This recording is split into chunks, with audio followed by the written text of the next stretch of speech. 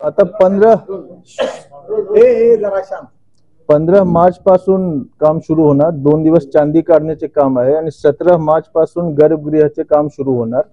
त्यामध्ये जसा पुरातत्व विभागाचे अधिकाऱ्यांनी सांगितले, पूर्ण आम्ही जतनाने ते रेनोव्हेशन करणार।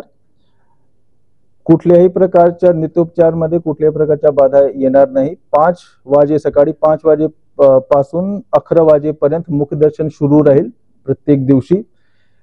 आमच्या असा एक नियोजन आहे की 1.5 महिन्यामध्ये पूर्ण काम झालं पाहिजे। मेन आमची काळजी होती मूर्तीबद्दल। ते आम्ही double layer of unbreakable bullet proof glass आम्ही ठेवणार त्या ठिकाणी आणि एक कॅमेरा पण लावणार। ते कॅमेरावरून आम्ही फीड बाहेर स्क्रीनवर देणार आणि जे श्रद्धाळू आहेत त्यांना स्क्रीनवर विठ्ठल भगवानची मूर्ती पण दिसेल। आणि यावेळी आम्ही एक असं पण नियोजन केलं आहे की जे सँड ब्लास्टिंग वरून जे धूळ उडणार त्यासाठी आम्ही व्हॅक्यूम चिमनी पण सेटअप केलं आहे की पूर्ण जे धूळ आहे ते बाहेर गेलं पाहिजे आणि लोक जे मुखदर्शनासाठी येत आहे त्यांना खूप एकदम चांगल्या पद्धतीने सर्व दिसला आला पाहिजे। अशा प्रकारचं नियोजन आहे। आमची पूर्ण प्रयत्न आहे की 1.5 महिन्यामध्ये हे पूर्ण काम कंप्लीट झालं पाहिजे। दर्शन बंद तुमच्या 5 नाही, मी वेळ सांगून देतो। 5 वाजेपासून सकाळी 5 वाजेपासून 11:15 वाजेपर्यंत मुखदर्शन चालू राहील आणि 15 मार्च जेव्हा काम सुरू होणार त्या दिवशी पासून हे तुमच्या टायमिंग सेट होईल। जिथून आहे तिथूनच नाही, जिथे आता जिथून तुम्ही घेत आहे ना तिथूनच आहे। आर्किओलॉजिकल डिपार्टमेंटने जर बघून क्लायमेट चेंज होतं त्यामुळे ग्रॅनाइट करायला सांगितले।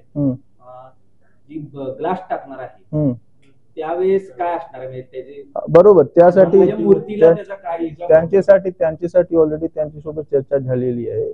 जेवढ्या दिवसासाठी आम्ही ते ग्लास हे करणार ना तेवढे दिवसामध्ये काहीच फरक पडणार नाही मूर्तीला। ते ब्रीथ करण्याचे जे अडचणी आहे ना, मूर्तीला ब्रीथ करता आलं पाहिजे, कुठल्या प्रकारच्या त्यावर प्रादुर्भाव होणार नाही मूर्तीला। म्हणजे त्याची चर्चा झालेली आहे। काचेचा मूर्तीवर काही रेसचा इफेक्ट पडू नये याची काळजी वाहने साहेबांनी घेतली।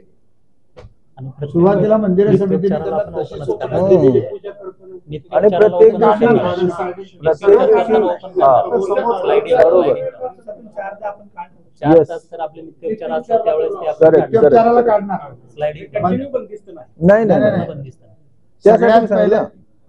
सगळ्यात पहिले मंदिर समितीचा हट्टा एकच होता वाणे साहेबांकडे की कुठल्याही प्रकारचा नित्योपचार बंद होणार नाही। बरोबर, पहिली गोष्ट, नित्योपचाराच्या वेळेमध्ये कुठेही बदल